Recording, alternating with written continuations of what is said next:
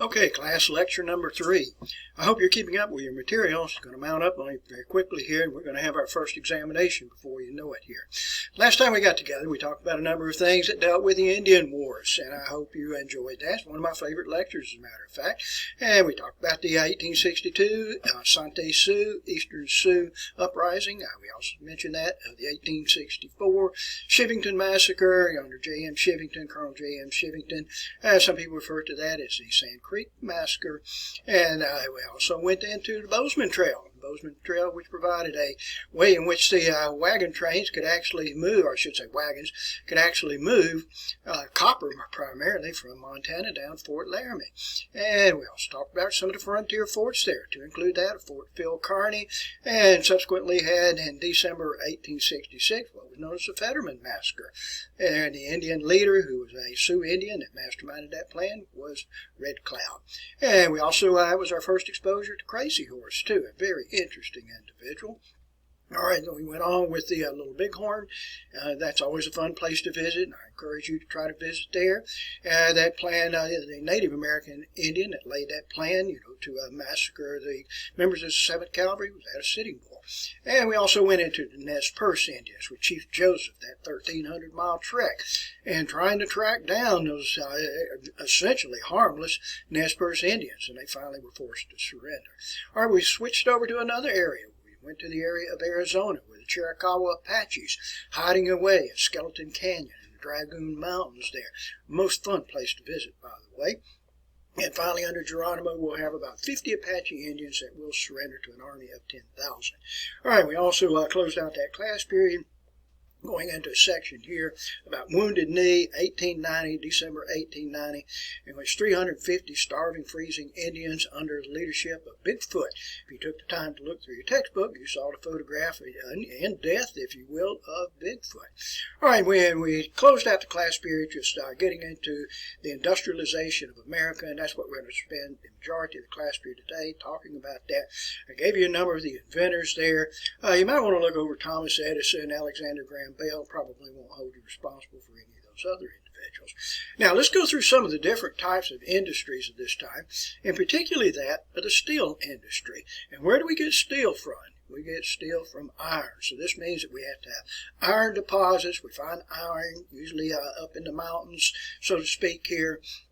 And you have to develop a process in which you can purify iron and make it into steel. Iron melts at a temperature, if my memory is right here, of 1,534 degrees Celsius. I believe that's what it is. I may be off a little bit on that.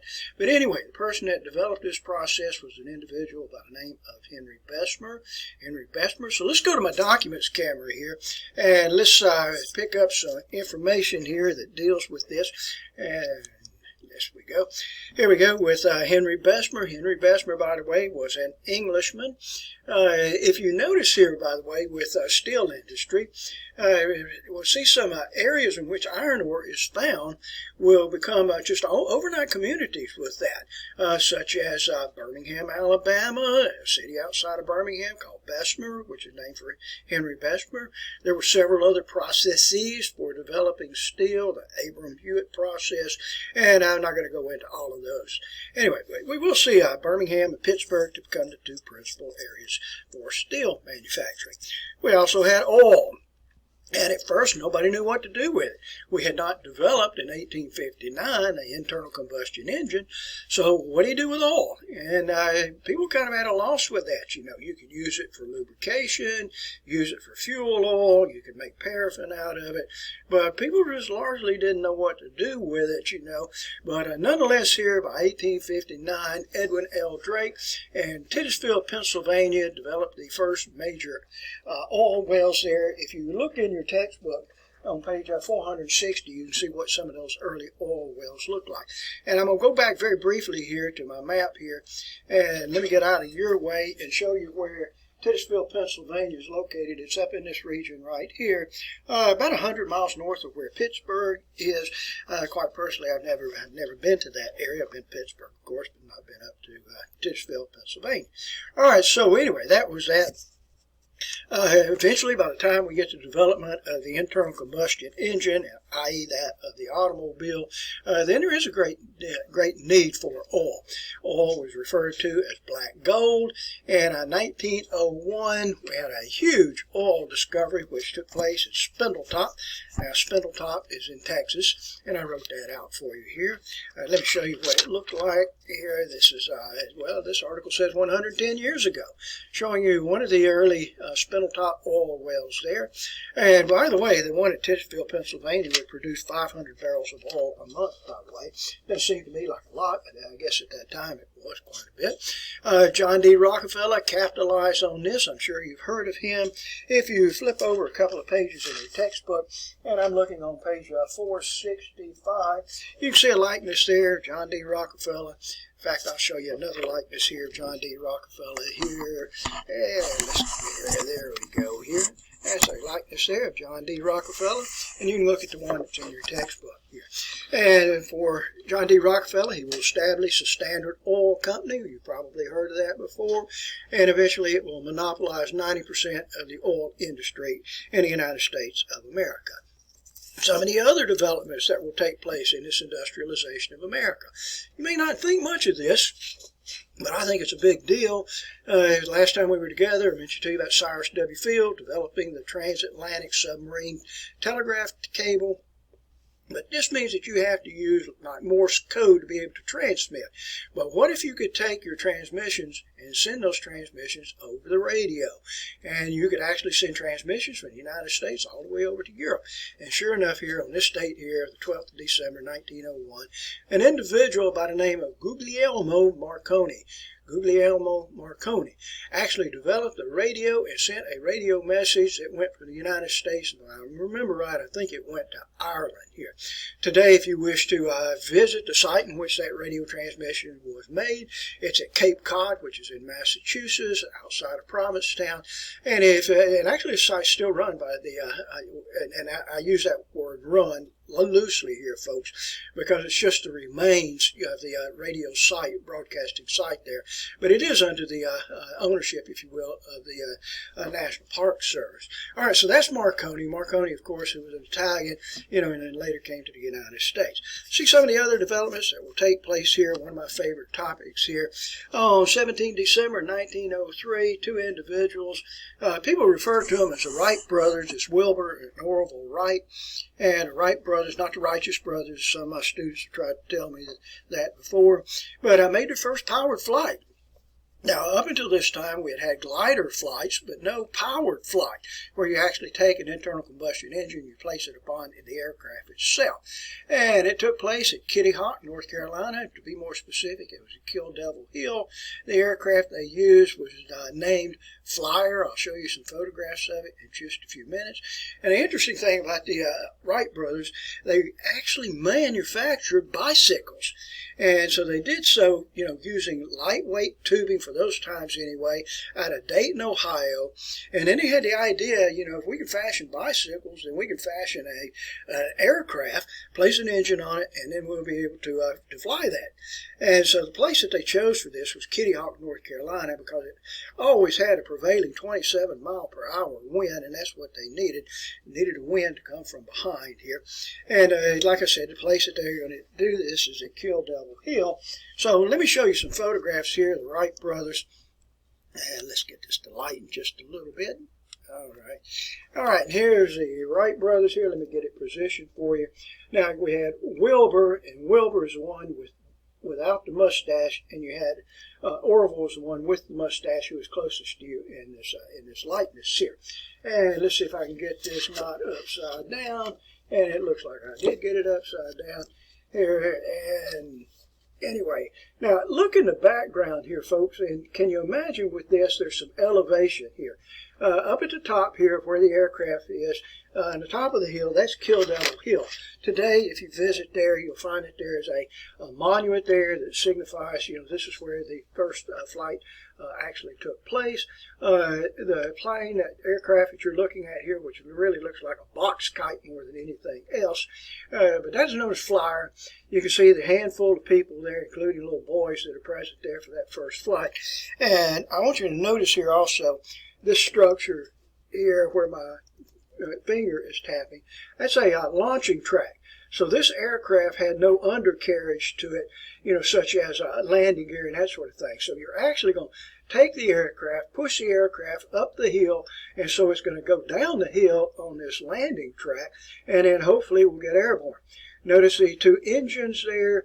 Look in the back of the airplane here, and you can see two propellers there. The pilot will fly this aircraft on his belly. He'll be on his stomach flying the aircraft, so there's no seat. All you have is just a little navigation, little rudder, to steer you in the proper direction. And for the Wright brothers, they drew straws to see who would get the opportunity to make the first flight, and it was Wilbur that did so. But when they released the aircraft with Wilbur down on the bottom wing, he oversteered and the aircraft went right into the sand, and so he lost his opportunity. So the second opportunity will take place here, and this will be actually Orville that is on the aircraft. You can see Wilbur, and Wilbur is where am I here? Wilbur is right here. And Wilbur's running along beside the aircraft.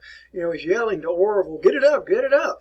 And sure enough, the aircraft actually did launch on its own and stayed up 12 seconds and went 120 feet, I believe it was anyway.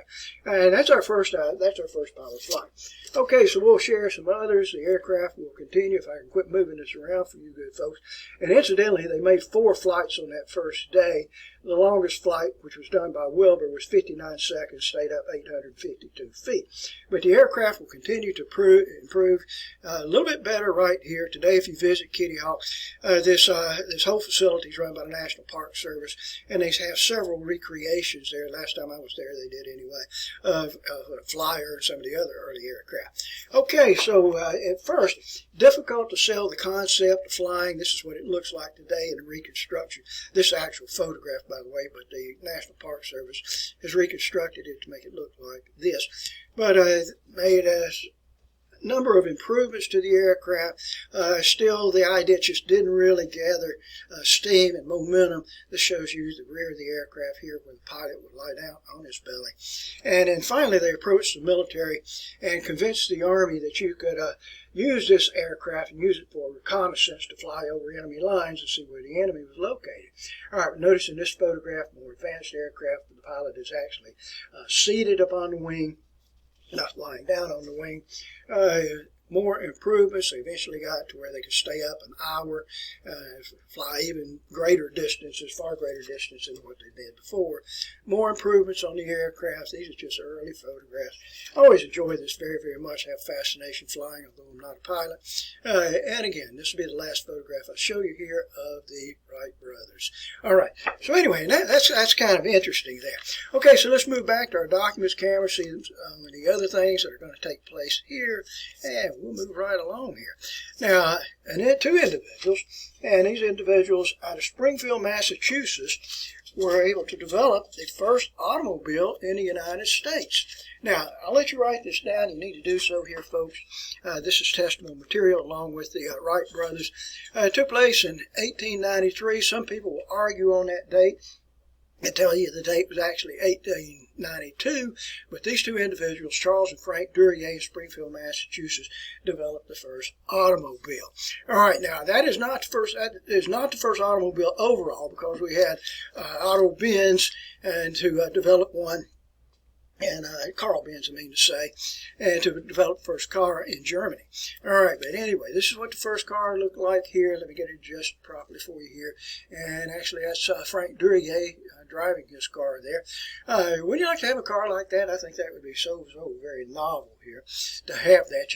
Easy design. We don't have to worry about options for it. Just every car is just a basic standard car such as that. And a few years, and by the way, the first car accident took place in 1896, in which a man by the name of Henry Wells, he was driving and actually struck a bicyclist, person on a bicycle, a lady by the name of Evelyn Thomas, I believe was her name anyway, and they promptly arrested Henry Wells and put him in jail overnight. Okay, shortly after this, a couple of years later, some authorities will give you different dates on this, 1895, 1896, a man by the name of Henry Ford, most of you associated with that name in automobile industry anyway. We don't see the Duryea car cars, but you do see the Fords. You do see the Fords. Perhaps you have one anyway. And here's Henry Ford. And Henry Ford driving one of his early cars. And this is not a Model T, but later and my paper stuck to my finger here, and later for Henry T, he did develop his Model A, but the Model A is not going to come out until about, I say 1928, such as that. But here's what a Model T looked like. My dad had a Model T, and my dad bought it later in his life anyway, but he just bought it as kind of a collector's item with that. But I can remember that myself. I can remember it being the old family garage there. Okay, so anyway, those are early cars that we have here from that period of time. So let's move on here, folks. Now, industrial research will take place, and a number of companies will emerge out of this. Thomas Edison, who had his industrial research laboratories at Menlo Park, New Jersey, also at West Orange, New Jersey. You can visit those places today if you wish to do so. Operated by the National Park Service, by the way.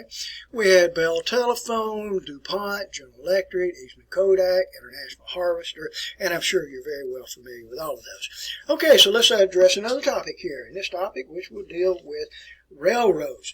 All right, and we've gone through this before here, folks, with the number of railroad miles that we had in the United States. And in 1860, we had 30,000 miles of railroads. I didn't write this out for you. But by 1900, we had 222,000 miles of railroads. Some of the individuals associated with this, one of the old robber barons himself, not a very honest person, quite wealthy individual, a person by the name of Cornelius Vanderbilt. They refer to him as the Commodore. You probably recognize a name there with the Vanderbilt Commodores. But I don't want to tell you the story on that right now. We'll wait until a better time. But there were other railroad, shall we say, pioneers. James J. Hill, Collis P. Huntington, E.H. Harriman, J. Gould, just happened to be some of the ones that were involved in this. Often you would find with Cornelius Vanderbilt, people of his types, often referred to as robber barons, as just not very honest individuals. If you're following in your textbook here, and I'm trying to find this, there's a character of Commodore Vanderbilt, which is over in your textbook on page 467 if you wish to do that, wish to turn your attentions to that. All right, a very wealthy family. Okay, so we're going to likewise see that corporations will form. And these corporations will form to sell stock to the individuals, to people, to the public. You have such places like, or such things as Steel Corporation. And associated with that was a man by the name of Andrew Carnegie. And I have provided for you a video, and I hope that you'll watch that video. It's a pretty good one, too. And for Andrew Carnegie, let's see if I have a likeness of him here that I can't make it fit under my camera like that, so we'll go back to Andrew Carnegie. I'm not going to lighten this for you folks here, but here's Andrew Carnegie right here. Looks right adjacent, if you will, to John D. Rockefeller. And let's see if I can find some other likenesses here of Andrew Carnegie. I'm looking around here, and I think I'll go back down to my camera here. That'll be a little bit easier for you good folks here. And you can see Andrew Carnegie here in the very center, and the individual that's over here, this is Thomas Edison, by the way, but Andrew Carnegie, good old Andy. If you're following in your textbook, you find a likeness of him in your textbook. Let's see if I can find that over on 465 too. All right, the name is pronounced Carnegie. A lot of people say Carnegie, but Carnegie is actually the better pronunciation. He was a Scottish immigrant, came to this country as a young boy, and worked delivering telegrams. And then later, he got associated with the steel industry. He was a true rags to riches individual. We'll come back to that in just a second here. But he earned his wealth the old-fashioned way, which is just through hard work, perseverance, and business smartness. In 1901, Andrew Carnegie sold out Carnegie Steel Corporation and sold it to a man by the name of John Piermont Morgan. Most people refer to him as J.P. Morgan. J.P. Morgan, if you're following in your textbook, let's see if I can make this work for you folks here, and we'll see if I can do this. And there's a likeness there of J.P. Morgan, a very shrewd individual, wrapped up in a number of industries here, banking, coal mining, many, many other things here. And let's see if I can find a likeness of him. And I wish I had you in class here right now, face to face. And I always show this portrait of J.P. Morgan. And I will tell you that when this photograph was being taken, J.P. Morgan was just as ill as could be. It's just as irascible as could be. Very impatient with the photographer. And I want you to look at the left hand here of J.P. Morgan. Look at the left hand. And what is he holding in his hand? What's it look like that he's holding in his hand? And this is what is referred to as the very famous dagger photo. And it has all the appearances here, like J.P. Morgan has a dagger in his hand that's going to thrust it into the gut, if you will, of the photographer. And that's just not the case here, folks. What J.P. Morgan is actually doing, he has his hand on the arm of a chair. And when the flashed when they took the photograph, then the, shall we say, the reflection off the flash gave the appearance of being a dagger blade or a knife blade. But anyway, and that's always kind of interesting to make an observation of. So that's J.P. Morgan. J.P. Morgan, incidentally, let's see if I made a note on this, and I did not, but J.P. Morgan, in turn, created U.S. Steel Corporation, and even though he bought this corporation for $450 million from Andrew Carnegie, he turned U.S. Steel in just a couple of years into an enterprise worth $1.4 billion. And I want you folks to imagine that in 2020, 2021 dollars. You know, so that was an incredible amount there. He would be the most wealthiest man in the world. Okay, so let's move right along and see what else we have here associated with this. So the minor industries here, we had Gustavus Swift. Gustavus Swift developed a national meat packing corporation. It was based out of Chicago. Others that we would see later are like today, Hormel, Armour, Tyson Foods, that sort of thing. All right, now notice the name here, and I always ask my class, can you make an association here with Isaac Singer?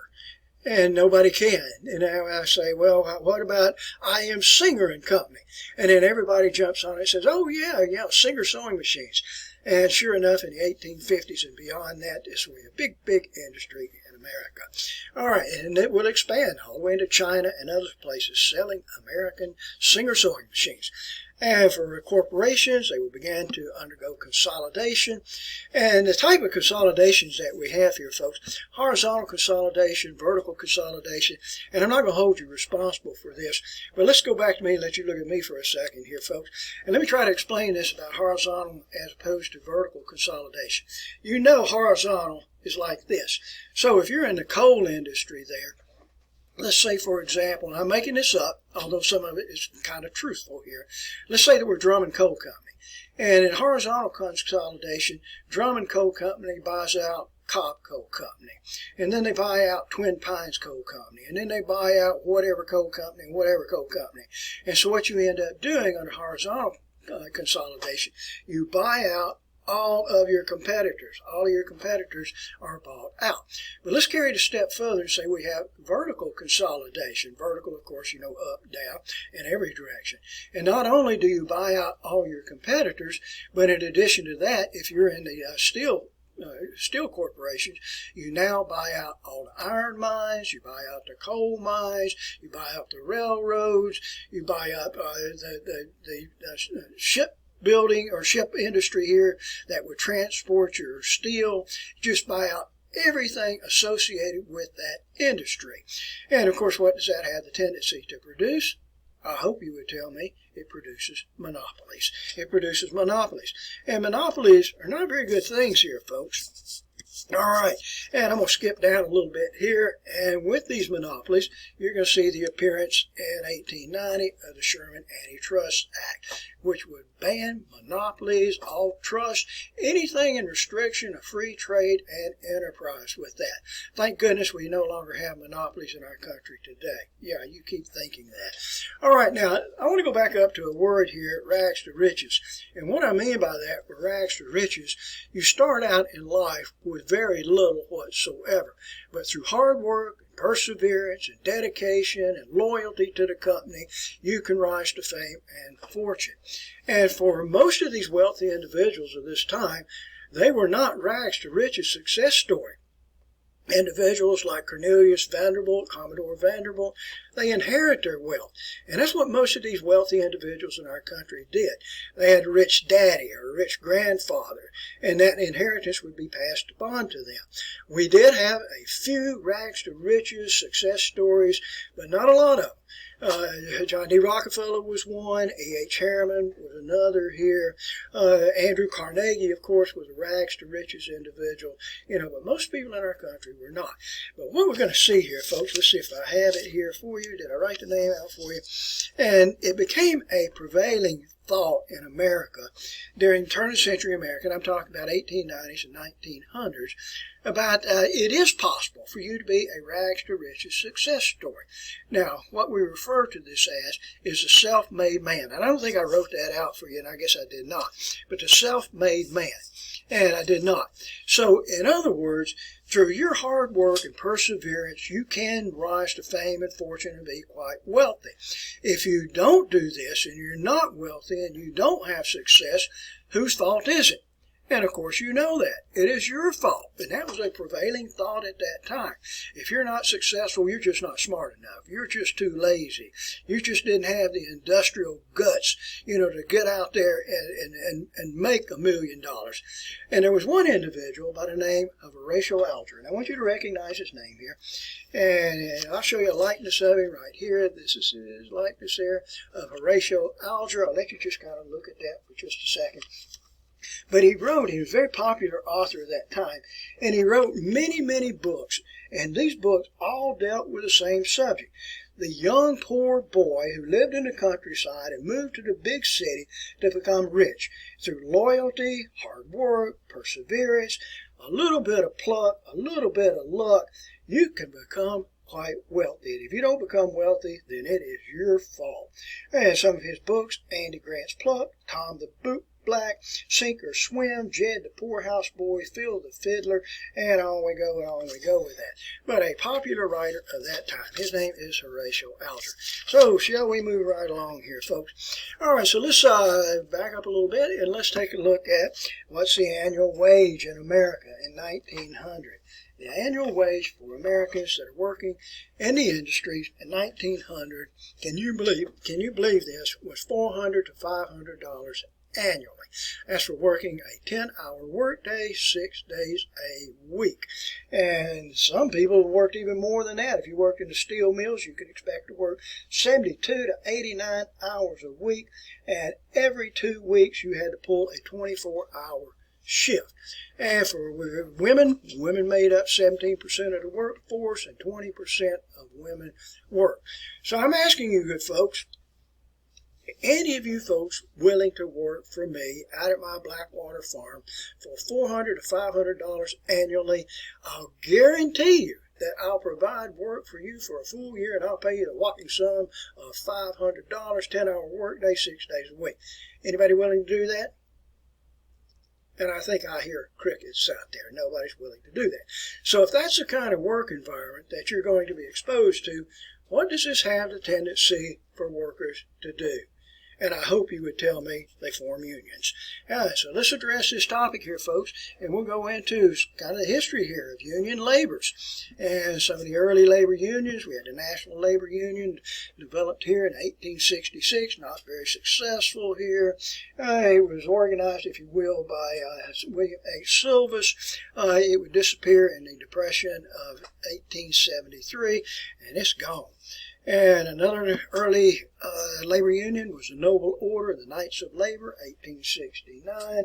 And this labor union was led by Uriah S. Stevens, Terrence V. Powderly, and it appealed to the unskilled workers. They allowed women to be in the organization here, and it just was not very successful here. And then finally, we're going to see in 1886. Originally, it was developed in 1881 by a different name, but in 1886, the American Federation of Labor was established. It's still in existence today here, folks. And we'll bring it up again at the end of the semester when we join it with the CIO, AFL-CIO. And the American Federation of Labor was led by an individual by the name of Samuel Gompers, who would serve as the president of the AFL from 1886 to 1924, with the exception of 1 year. And what Samuel Gompers was demanding, 8-hour workday. Now match that up to what is above with a 10-hour workday, 6 days a week, and what he was demanding, 8-hour workday. All right, I want to show you a couple of likenesses here of Samuel Gompers. This likeness which is here. This likeness is a rather modest likeness. He looks kind of clean cut there. And that's not the way you'd ordinarily saw Samuel Gompers. Look over here at this view right here. He was engaged in the tobacco industry, by the way, and you always see him smoking, chomping on a cigar. That's the way you ordinarily see him. All right, so anyway, and that is Samuel Gompers for you.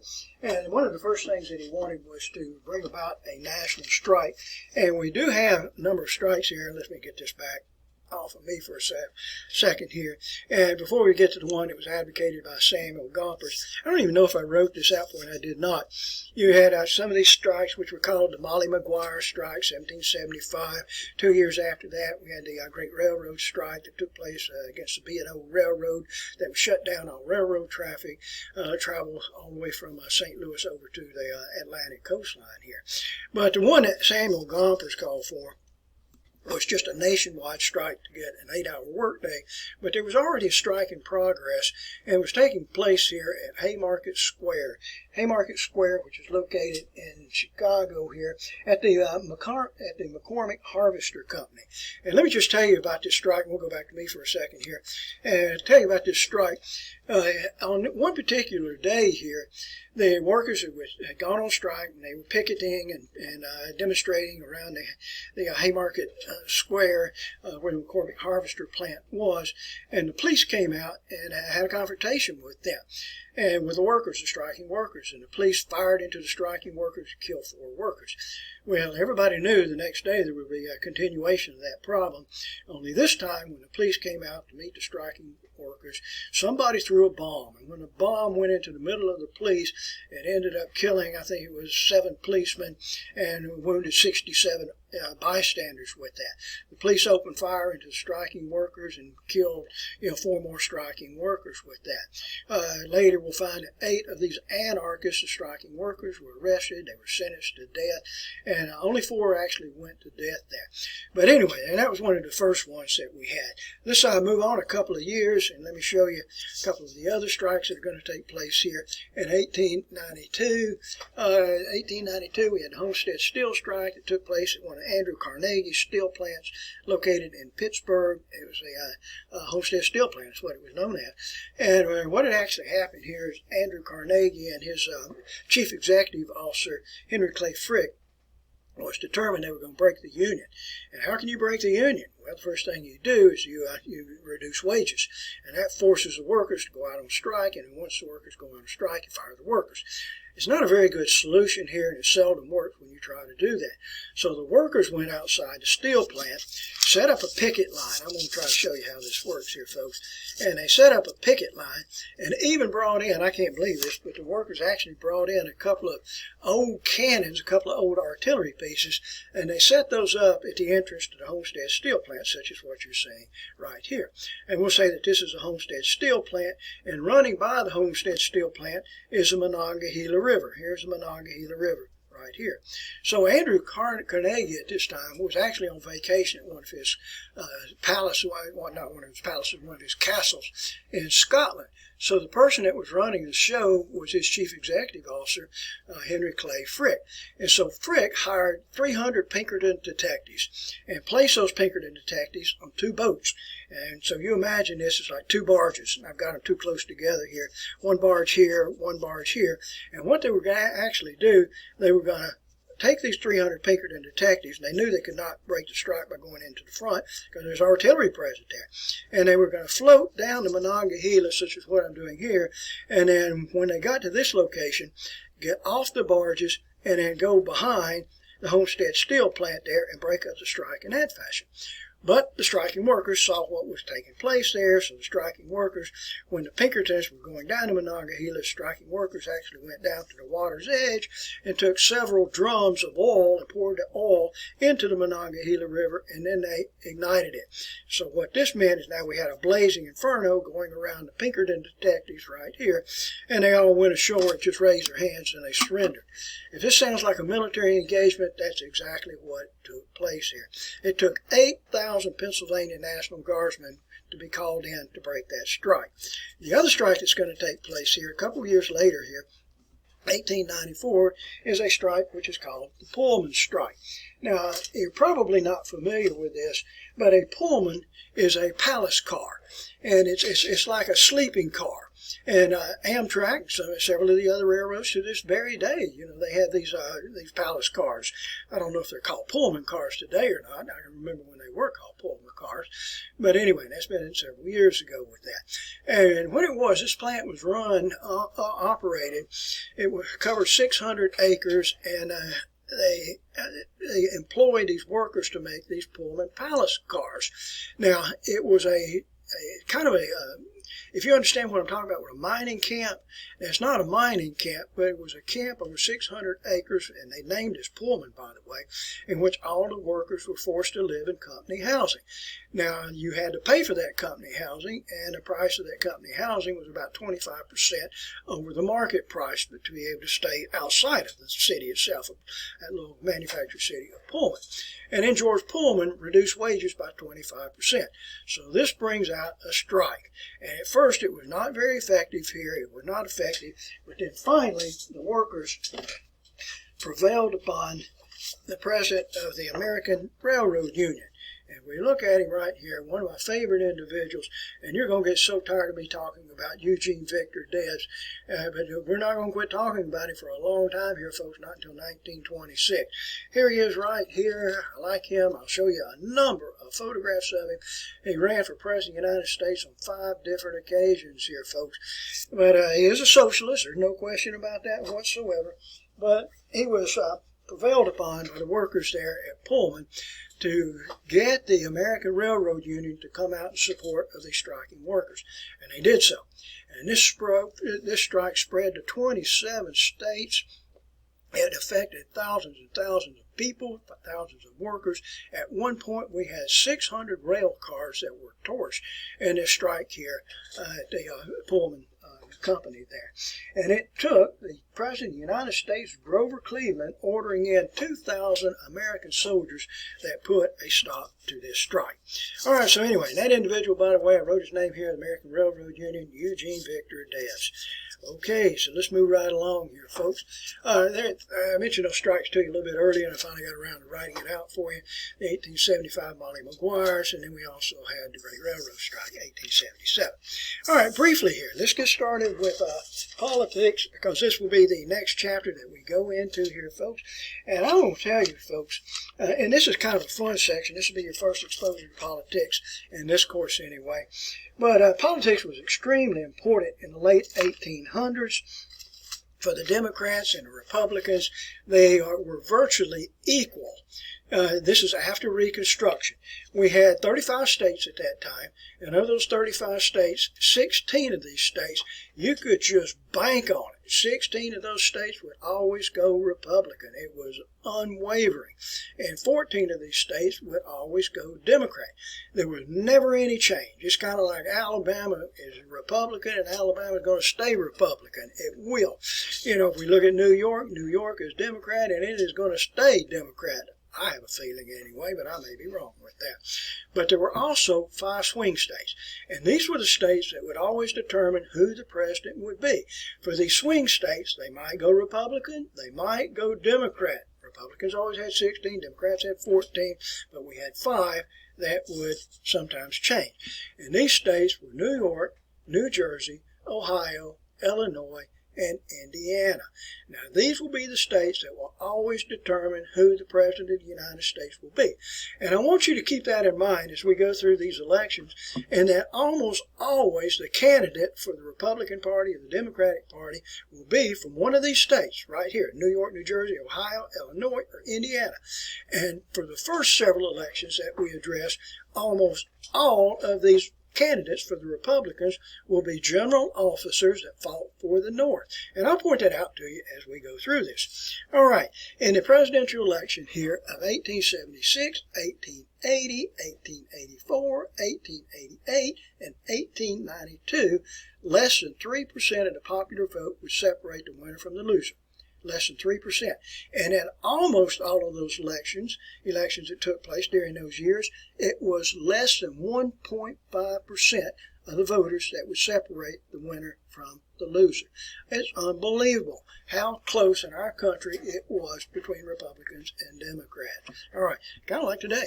All right, now during this time, the Republicans almost always controlled the Senate, and the Democrats almost always control the House of Representatives. Might change a little bit, but that's generally the way that it will work out. All right, voter turnout at this time was 78 to 81%. Now, there's some reasons for this, because you were forced to vote, and your boss made you vote here. It was a period in which we had there was a lot of vote harvesting here. It was a time in which we had bogus votes to take place here. There were a lot of votes that were turned in illegally, and like I said, you were forced to vote here by your boss itself. 78 to 81%. And at this time, I would ask you in class, do you know what the voter turnout was in the 2016 presidential election? I think you'll be surprised with that. The voter turnout was 55% in our country. So if your candidate didn't win and you didn't vote, then you don't have anybody to blame but yourself here, folks. Same thing holds true in the 2020 presidential election. And 55% was in 2016. It would be my guess that probably it will not be too much more than that in the 2020 presidential election. The Democrats were strongest in the South. You had these Southern Democrats, and they stayed very loyal to the Democratic Party. For the Republicans, this was the party of Lincoln. This was a party that had ended slavery. Republicans were popular in the North, particularly with Northern whites, and also with blacks. Blacks in the North, blacks in the South here. It is not that way today.